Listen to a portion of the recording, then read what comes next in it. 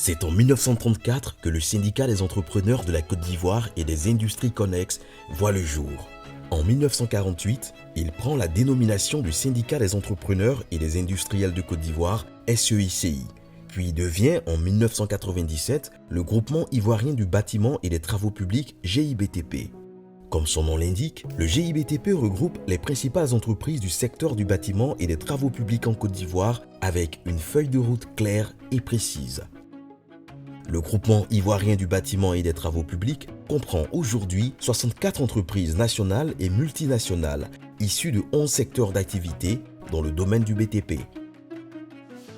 Le GIBTP est aujourd'hui un label, en ce sens qu'elle regroupe en son sein des entreprises très professionnelles et qui, justement, de par leur sérieux, ont une réputation en Côte d'Ivoire qui leur permet quand même d'affronter certains marchés.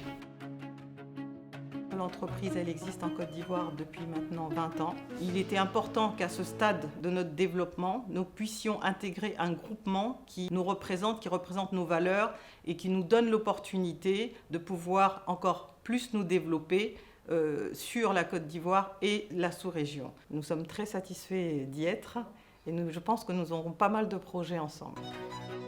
Nous sommes un membre actif du GIBTP depuis la création du GIBTP sous l'impulsion de son président, M. Conon Philippe.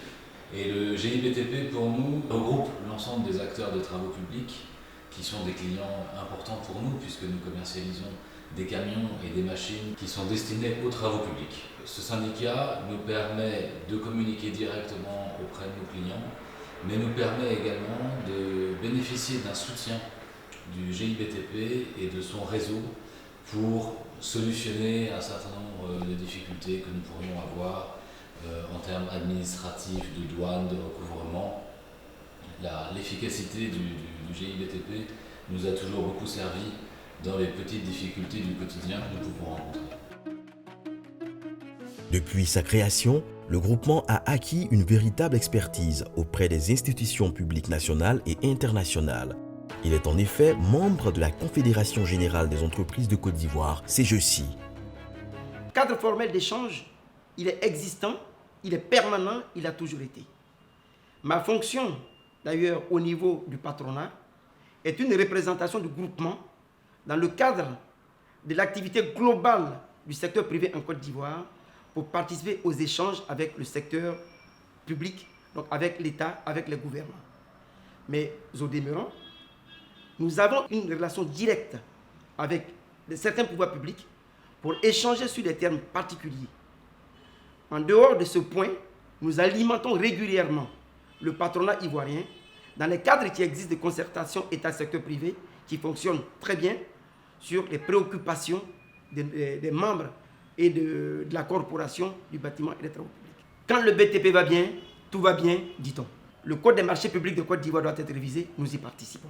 Nous réfléchissons actuellement avec le gouvernement sur la catégorisation, la classification et la qualification des entreprises locales.